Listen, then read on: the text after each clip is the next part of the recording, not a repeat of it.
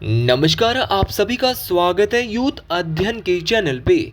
देखिए एक बार फिर से मैं आप सभी के बीच एचपी टीजीटी कमीशन 2025 के लिए वर्ल्ड ज्योग्राफी का नया विषय विश्व की प्रमुख जनजातियां लेके आ चुका हूं। देखिए आज हम बहुत ही डिटेल से विश्व की प्रमुख जनजातियों को देखने वाले हैं, इसलिए शुरू से लेकर अंत तक इस वीडियो में आप जरूर बने रहे। तो सबसे पहले जानते हैं कि जनजाति क्या होती है। तो अगर बात करें जनजाति की, तो जनजाति ऐसे लोगों का समूह होता है जो किसी निश्चित भौगोलिक क्षेत्र में रहते हैं। ये निश्चित भौगोलिक क्षेत्र क्या क्या हो सकते हैं, जैसे जंगल, पहाड़ी क्षेत्र या मरुस्थलों में, जिनकी अलग भाषा होती है, अलग संस्कृति होती है, अलग से उनके अपने रीति रिवाज होते हैं और अलग उनका रहन सहन होता है। तो जनजाति क्या होता है, जो निश्चित भौगोलिक स्थान में रहते हैं, भौगोलिक क्षेत्र में रहते हैं। और जैसे कि आपका जंगल हो गया, आपका पहाड़ हो गया, आपके मरुस्थल हो गए, उनकी भाषा दूसरों से अलग होती है, आम लोगों से अलग होती है, उनकी संस्कृति वो भी अलग होती है, रीति रिवाज अलग होते हैं, रहन सहन भी क्या होता है, अलग होता है। ये आधुनिक कल्चर से प्रभावित हुए बिना अपना प्रारंभिक जीवन जीते हैं, मतलब कि जो मॉडर्न जमाना आजकल जो जी रहे हैं लोग, उससे ये काफ़ी दूर है। ये जो अपनी जो इनकी संस्कृति है उसके साथ ये जीते हैं, तो इसी को हम क्या कहते हैं, जनजाति कहते हैं। तो एक बार आप इसको जरूर देख लें कि जनजाति क्या होती है, इसका आप स्क्रीनशॉट भी ले सकते हैं। इनका अपना ही अलग ही पहनावा होता है, अपनी अलग भाषा होती है, अपने अलग रीति रिवाज इनके होते हैं। मतलब जो मॉडर्न ज़माने में क्या चल रहा है इससे इनका कोई भी लेना देना नहीं है। तो सबसे पहले हम पढ़ते हैं उत्तरी अमेरिका की एक जनजाति। लेकिन इसको पढ़ने से पहले अगर आप भी एचपी टीजीटी कमीशन की तैयारी कर रहे हैं तो आप हमारे चैनल के साथ जुड़ सकते हैं। और उससे पहले मैं आपको बताना चाहता हूं कि यूट्यूब पे आज हमारे 20 के सब्सक्राइबर हो गए हैं, जिसके लिए मैं दिल की गहराइयों से आपका बहुत बहुत धन्यवाद करता हूं कि आप लोगों के सपोर्ट से आज यहाँ पे 20 के सब्सक्राइबर हमारे यूट्यूब पे हो गए हैं। और अगर आपको मेरी वीडियो थोड़ी भी अच्छी लगती है तो कॉमेंट बॉक्स के जब अंत में आप वीडियो देख ले तो हर हर महादेव जरूर लिखा करें। अच्छा, तो 20 के सब्सक्राइबर हो गए। मैं बात कर रहा था लाइव प्लस रिकॉर्डेड क्लासेस हमारे पास आपके लिए अवेलेबल रहने वाली है। 700 से ज़्यादा बच्चे अब हमारे बैच में एनरोल कर चुके हैं। तो अगर आप भी हमारे बैच का हिस्सा बनना चाहते हैं तो हम हमारे बैच के साथ मात्र और मात्र 499 रुपीज़ में जुड़ सकते हैं। आप इस नंबर पे 7876145409 इस नंबर पे कांटेक्ट कर सकते हैं और हमसे हमारी ऑनलाइन क्लासेस परचेज़ कर सकते हैं, जहाँ पे आपको 5 से 6 टीचर इस बैच में पढ़ाने वाले हैं। अच्छा, बात करें उत्तरी अमेरिका की, तो उत्तरी अमेरिका में एक जनजाति है जिसका नाम है एस्किमो। अच्छा, एस्किमो की बात करें तो एस्किमो जनजाति ठंडे प्रदेश की जनजाति है। यह जनजाति अलास्का, कनाडा और ग्रीनलैंड के ध्रुव होते हैं, जो ठंडे क्षेत्र होते हैं वहाँ पे रहती है। तो याद रखना, एस्किमो जनजाति किस महाद्वीप में है, तो बोलेंगे सर उत्तरी अमेरिका महाद्वीप में है एस्किमो ट्राइब।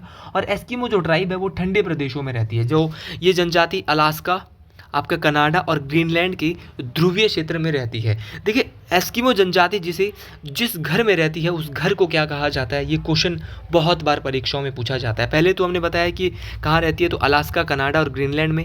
लेकिन एस्किमो जनजाति जहाँ पर रहती है उस घर को कहते हैं इग्लू। क्या कहते हैं, इग्लू। इस बात को भी आपने याद रखना है। तो एस्किमो जनजाति जहाँ पे रहती है उस घर का नाम क्या होता है, इग्लू होता है। इस बात को आपने याद रखना है। और अगर बात करें एस्किमो जनजाति की, तो स्लेज बर्फ़ पर चलने वाली बिना पहिए की गाड़ी है। तो इनकी एक गाड़ी है जिसका नाम है स्लेज। और स्लेज जो है वो बर्फ़ पर चलती है और कैसी है, बिना पहिए की गाड़ी है एस्किमो की, जिसे कुत्ते एवं रेंडियर खींचते हैं। तो कुत्ते और रेंडियर जो होते हैं वो इसको खींचते हैं। इस गाड़ी का उपयोग एस्किमो लोग करते हैं। तो सीधा क्वेश्चन पूछा जाता है, स्लेज क्या है, तो किस ट्राइब के द्वारा स्लेज गाड़ी का, बर्फ़ पर चलने वाली गाड़ी का जो है वो बिना पहिए की गाड़ी का उपयोग किया जाता है। तो स्लेज एक बिना पहिए की गाड़ी है जो कि कुत्ते के द्वारा या रेंडियर के द्वारा खींची जाती है। और इस गाड़ी का उपयोग एस्किमो जो ट्राइब के लोग हैं वो करते हैं। एस्किमो की बात करें तो इनका प्रमुख हथियार हार्पून होता है। देखिए, बहुत बार यहाँ से सीधा क्वेश्चन पूछा जाता है कि एस्किमो लोगों का प्रमुख हथियार क्या होता है। तो एस्किमो जो ट्राइब है इनका प्रमुख हथियार जो है वो हार्पून होता है। और यह लगभग 5 से 4 फुट लंबे होते हैं। तो हार्पून बहुत बार पूछा गया है, किस ट्राइब के द्वारा हार्पून हथियार का उपयोग किया जाता है। तो हार्पून का उपयोग आपकी एस्किमो ट्राइब करती है, इस बात को आपने याद रखना है। और दूसरा अगर मैं आपको बताना चाहूँ तो ये लगभग जानवरों की हड्डियों से बना होता है। तो ये भी आपको याद रखना है, 4 से 5 फुट लंबा जानवरों की हड्डियों से बना होगा आपका कौन सा, हार्पून। इस बात को आपने याद रखना है, ये भी मोस्ट इंपॉर्टेंट बात है। एक एक बात आपको याद रखनी है, तभी आपकी बात बनने वाली है। इसके बाद हमारा रेड इंडियन, यह अमेरिका के मूल निवासी है और यह जनजाति मुख्यतः उत्तरी अमेरिका के यूएसए और कनाडा के क्षेत्रों में पाई जाती है। तो इस बात को आपने याद रखना है कि जो रेड इंडियन है वो अमेरिका के एक मूल निवासी है, और ये जनजाति जो है वो मुख्यतः जो है उत्तरी अमेरिका की संयुक्त राष्ट्र अमेरिका और अगर कनाडा के क्षेत्रों में रहते हैं। यूनाइटेड स्टेट अमेरिका, संयुक्त संघ अमेरिका, और ये कहाँ पे रहती है? आपके कनाडा में रहती है। तो रेड इंडियन आपको ज़रूर याद रखना है, और अमेरिका के जो मूल निवासी है उनको ही रेड इंडियन कहा जाता है। उत्तरी अमेरिका की एक और जनजाति है माया जनजाति। तो माया जनजाति उत्तरी अमेरिका में मुख्य रूप से मैक्सिको क्षेत्र में निवास करने वाली जनजाति है। तो माया जनजाति आपको ज़रूर याद रखनी है कि कहाँ पे रहती है? उत्तरी अमेरिका में मुख्य रूप से मेनली रहती है ये ट्राइब, माया ट्राइब। और ये कहाँ पे रहती है? तो बोलेंगे मैक्सिको जो क्षेत्र है वहाँ पर रहती है। इस बात को आपने याद रखना है। देखिए सारी की सारी बातें मोस्ट इंपॉर्टेंट है। जितना ज़्यादा चीज़ों को याद रखोगे उतना बेहतर तरीके से ये चीज़ें आपको याद रहने वाली है। तो माया ट्राइब के बारे में आप जरूर याद रखें, कहाँ पे है? उत्तरी अमेरिका की ट्राइब है। और कहाँ पे रहेगी? तो आपके मैक्सिको में रहती है। तो मैक्सिको उत्तरी अमेरिका महाद्वीप में पड़ता है, वहीं पर रहती है ये जनजाति, माया जनजाति। इसके अलावा हम दो और संयुक्त राज्य अमेरिका की जनजातियां पढ़ने वाले हैं। उत्तरी अमेरिका में ही ये पड़ती है। तो एक है यांकी जनजाति। अगर बात करें यांकी जनजाति की तो ये भी यहाँ पे कहाँ है? संयुक्त राज्य अमेरिका में रहती है। और दूसरी है आपकी होपी जनजाति। तो होपी जनजाति हो गया आपका, और दूसरा आपका यांकी जनजाति हो गया। दोनों की दोनों ये भी कहाँ है? उत्तरी अमेरिका के संयुक्त राज्य अमेरिका में ये ट्राइब भी रहती है। तो यांकी और होपी दोनों, गलती नहीं करनी है। यांकी और होपी बहुत इंपॉर्टेंट है। कहाँ पे? संयुक्त राज्य अमेरिका में पाई जाती है। इसके बाद हमारा दक्षिण अमेरिका। दक्षिण अमेरिका महाद्वीप में अब आते हैं। अगर बात करें दक्षिण अमेरिका महाद्वीप की, बहुत ज़्यादा इंपॉर्टेंट है। यहाँ पे सबसे जो इंपॉर्टेंट जो ट्राइब है वो है बोरो।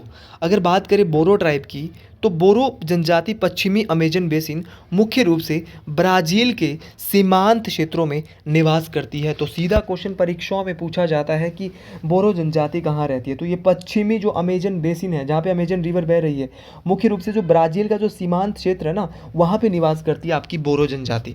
अच्छा, अगर बात करें शारीरिक गठन की दृष्टि से, बोरो अमेरिका के रेड इंडियन के समान है। तो जैसे आपके रेड इंडियन है ना अमेरिका के, वैसे आपके बोरो लोग भी है जो कि दक्षिण अमेरिका में रहते हैं। ये जो, अगर मैं बोरो की बात करता हूँ तो ये लड़ाकू एवं निर्दयी व्यवहार के होते हैं। ये लड़ाकू होते हैं, ये इनको लड़ना जो है वो बहुत पसंद होता है बोरो ट्राइब के लोगों को। तो ये भी आपको याद रखना है कि जो बोरो जनजाति के लोग हैं वो लड़ाकू भी होता है और निर्दयी व्यवहार के भी होता है। तो इस बात, दोनों ही बातों को आपने याद रखना है। देखिए ये बातें परीक्षाओं में काम आने वाली, इसीलिए आप एक एक बात को बहुत डिटेल से याद रखिएगा। बहुत सारे क्वेश्चन यहाँ से परीक्षाओं में बनने वाले हैं।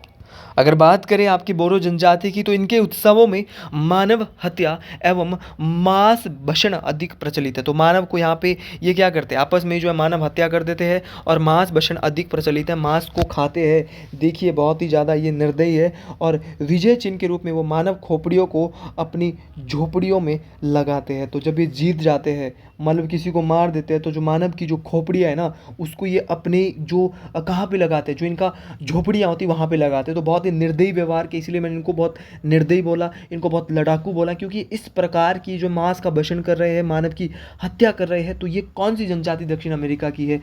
तो क्या बोलेंगे सर? आपकी बोरो जनजाति है। इस बात को आपने याद रखना है। देखिए हर एक बात मोस्ट इंपॉर्टेंट है। जितनी बातें भी मेरी वीडियोज़ में बताई जाती है, आज से पहले भी जितनी वीडियोज़ हो चुकी है, वर्ल्ड ज्योग्राफी की एक वीडियो शायद ओशियन करंट अब बची है, बाकी इसके अलावा मैं सारी की सारी वीडियोज़ आपको करा चुका हूँ। तो उसको भी आप बहुत डिटेल से देखिएगा, बहुत सारी चीज़ें यहाँ से क्लियर होने वाली है। तो अगर आपने अभी तक मेरी प्लेलिस्ट को नहीं देखा है तो उस प्लेलिस्ट को भी आप एक बार ज़रूर देख लें। इसके अलावा है आपकी पिग्मी जनजाति। पिग्मी जनजाति खाली अफ्रीका में रहती है। तो अगर बात करें पिग्मी की तो अफ्रीकी महाद्वीप के कांगो बेसिन क्षेत्र में, आपको बताया कि जो कांगो रिवर है वो कहाँ बहती है। कांगो नदी मैंने आपको बता रखी है, जो भूमध्य रेखा को, जिसको जैरे नदी भी कहा जाता है, जो भूमध्य रेखा को 2 बार काटती है, उसको कांगो नदी कहते हैं। देखिए अफ्रीका महाद्वीप के कांगो बेसिन क्षेत्र में निवास करने वाली जनजाति को पिग्मी जनजाति कहा जाता है। इस बात को आपने याद रखना है। देखिए अगर यह जनजाति की बात करें तो ये जनजाति पेड़ों पर छोटे छोटे घर बनाकर निवास करती है। इस बात को आपने याद रखना है। तो पेड़ों पर छोटे छोटे घर बनाकर अफ्रीका की वो कौन सी जनजाति है जो वहाँ पर निवास करती है? तो याद रखना वो है आपकी पिग्मी ट्राइब, पिग्मी जनजाति। और ये कहाँ पे रहती है? कांगो बेसिन क्षेत्र में रहती है। इस बात को आपने याद रखना है। हर एक बात मोस्ट इंपॉर्टेंट है, हर एक बात परीक्षाओं में काम आने वाली, इसीलिए आप हर एक बात को बहुत ही डिटेल से सुनिएगा। बहुत सारी चीज़ें आपकी यहाँ से क्लियर होने वाली हैं। इसके बाद है आपकी बुशमैन। अगर बुशमैन जनजाति की बात करें तो बुशमैन जनजाति कालाहारी मरुस्थल में निवास करती है। तो आपको पता है, मैंने आपको जब डेजर्ट्स करवाए थे तो मैंने उसी टाइम आपको बोला था कि आपके कालाहारी मरुस्थल का है अफ्रीका महाद्वीप में और एक गर्म मरुस्थल है। अगर बात करें कालाहारी मरुस्थल की तो यहाँ पर निवास करती है बुशमैन जनजाति और यह जनजाति मुख्यतः भोजन के रूप में दीमक का सेवन करती है। तो भोजन के रूप में दीमक जो होते हैं, दीमक का सेवन करने वाली जनजाति कौन सी है? तो दीमक को बुशमैन का चावल भी कहा जाता है। तो बुशमैन का चावल अक्सर दीमक को कहा जाता है बुशमैन राइस, क्योंकि भैया जो बुशमैन ट्राइब है, बुशमैन जनजाति है, वो दीमक को भी भोजन के रूप में खाती है। इसीलिए जल्दी से इनकी यहाँ पे मृत्यु भी हो जाती होगी, क्योंकि इस प्रकार की चीज़ें ये खाते हैं तो फिर मरते भी जल्दी होंगे। तो ये बात आपको याद रखनी कि बुशमैन जनजाति जो है वो बुशमैन का चावल जो है वो दीमक को कहा जाता है। हर एक बात आपको याद रखनी है, हर एक बात मोस्ट इंपॉर्टेंट है। जितनी ज़्यादा चीज़ों को याद रखोगे उतनी बेहतर तरीके से ये चीज़ें आपको क्लियर होने वाली है। इसके बाद है आपकी मसाई जनजाति। मसाई जनजाति विषुवत रेखीय भाग, जो कि विषुवत रेखीय भाग है आपका केन्या, युगांडा एवं तंजानिया के क्षेत्रों में निवास करती है। पृथ्वी को दो बराबर भागों में विषुवत रेखा बांटती है और यहीं पे अफ्रीका महाद्वीप है।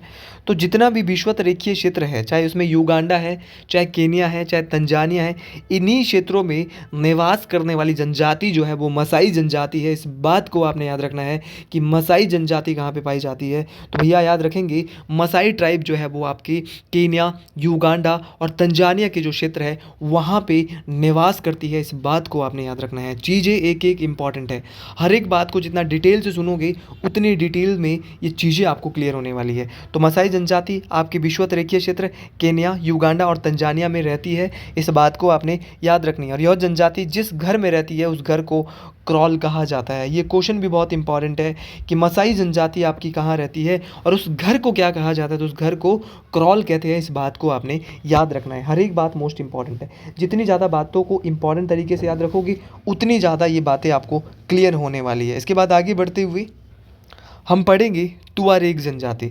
अच्छा, तुआरेग जनजाति की बात करें तो तुआरेग अफ्रीका के उत्तरी पश्चिमी क्षेत्र में स्थित सहारा मरुस्थल में निवास करती है। जी हाँ सर, आपने ऐसा सुना नहीं होगा लेकिन मैं सुना रहा हूँ। अगर तुआरेग ट्राइब की बात करें तो ये उत्तरी पश्चिमी क्षेत्र जो सहारा वाला है वहाँ पर रहती है आपकी तुआरेग ट्राइब, तुआरेग जनजाति। और कहाँ पे रहती है? आपके सहारा मरुस्थल, जो कि विश्व का सबसे गर्म मरुस्थल है।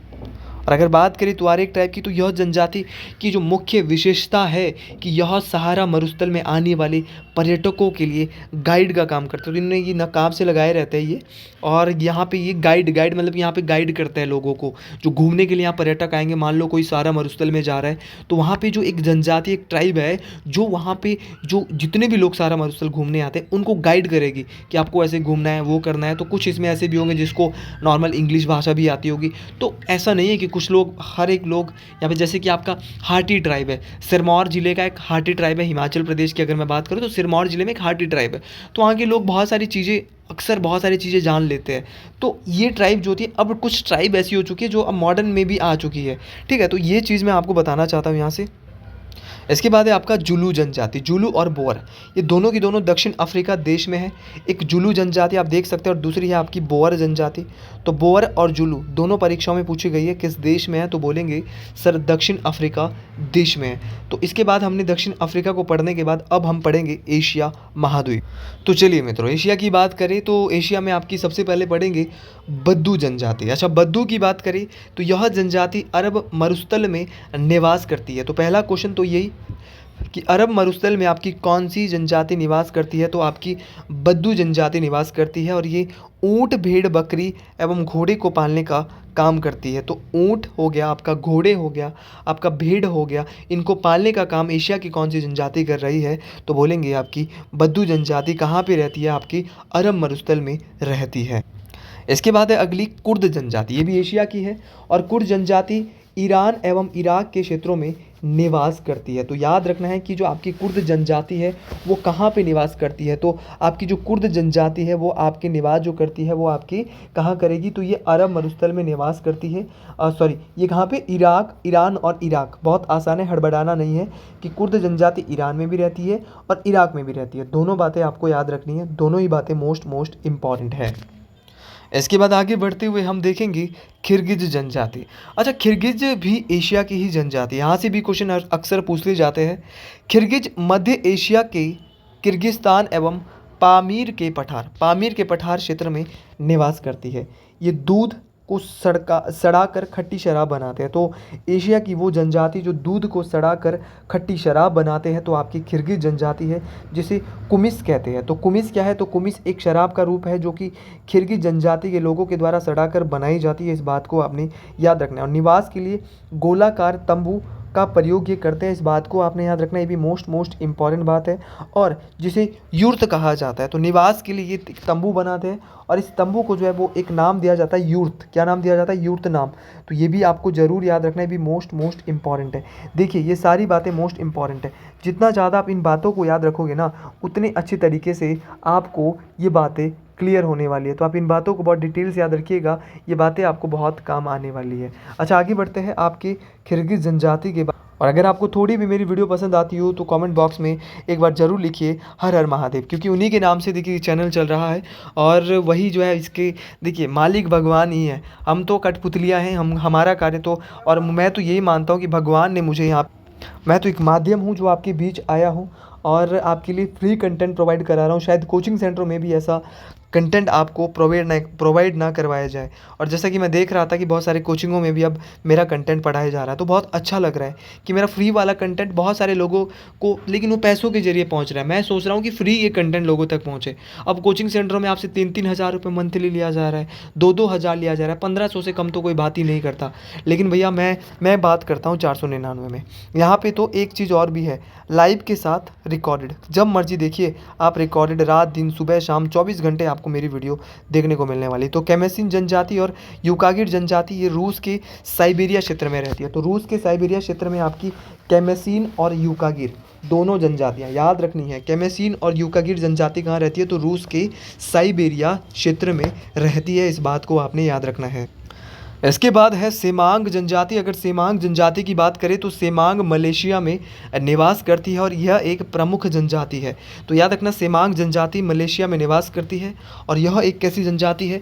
यह एक प्रमुख जनजाति है। इस बात को आपने याद रखना है। इसके अलावा वेदा जनजाति की बात करें तो वेदा श्रीलंका की एक आदिवासी जनजाति है। इतिहासकारों का मानना है कि वे श्रीलंका के सबसे पहले मानव निवासी थे। तो श्रीलंका की सबसे पुरानी ट्राइब, सबसे पहले मानव निवासी, ये हिस्ट्री में बताया गया है। तो वो कौन है? तो वो वेदा जनजाति के लोग माने जाते हैं। तो श्रीलंका के पहले निवासी ये वेदा जनजाति के लोग माने जाते हैं, ऐसा माना जाता है। बाकी अलग अलग तथ्य हैं अलग अलग लोगों के, तो ये आप ज़रूर यहाँ पे इतिहासकारों के अनुसार कि श्रीलंका के जो पहले निवासी है, पहली जो ट्राइब है वो वेदा है और वेदा ही वहाँ के पुराने निवासी भी थे। इसके बाद है आपकी आइनू ट्राइब, आइनू जनजाति। अगर बात करें आइनू जनजाति की तो मुख्य रूप से जापान में होक्काइडो द्वीप पर ये रहते हैं और साथ ही जापान में के मुख्य द्वीप होन्शु के उत्तर में भी रहते हैं। तो याद रखना कि आइनू जो जनजाति है वो मुख्य रूप से जापान के होक्काइडो द्वीप पर रहती है और साथ ही जापान के मुख्य द्वीप होन्शु में भी ये रहती है। इस बात को आपने याद रखना है। तो ये भी मोस्ट इम्पॉर्टेंट है, ये भी आपको याद रखनी है, ये भी इम्पॉर्टेंट है, परीक्षाओं में पूछी जाती है। इसके बाद आगे बढ़ते हुए हम अगली जनजाति देखेंगे। तो बढ़ते हैं आगे एशिया के बाद यूरोप में। यूरोप में आपकी नॉर्डिक जनजाति कौन सी है? नॉर्डिक जनजाति है और यह जनजाति नॉर्डिक देशों में मुख्य रूप से स्वीडन, डेनमार्क और नॉर्वे देशों में निवास करती है। तो याद रखना, जो नॉर्डिक जनजाति है आपकी कहाँ रहती है? डेनमार्क में रहती है, नॉर्वे में रहती है।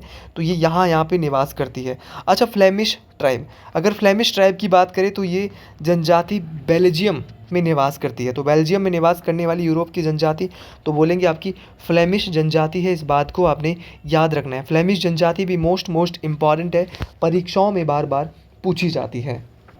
इसके बाद है आपकी ब्लैक फ्लो ट्राइब। अगर बात करें ब्लैक फ्लो ट्राइब की, ब्लैक फ्लो जनजाति की, तो ये जनजाति ऑस्ट्रेलिया में रहती है। और इसके अलावा एक और है माओरी जनजाति। माओरी जनजाति कहाँ रहती है? आपकी न्यूजीलैंड में रहती है। और ब्लैक फ्लो जनजाति जो है आपकी कहाँ रहती है?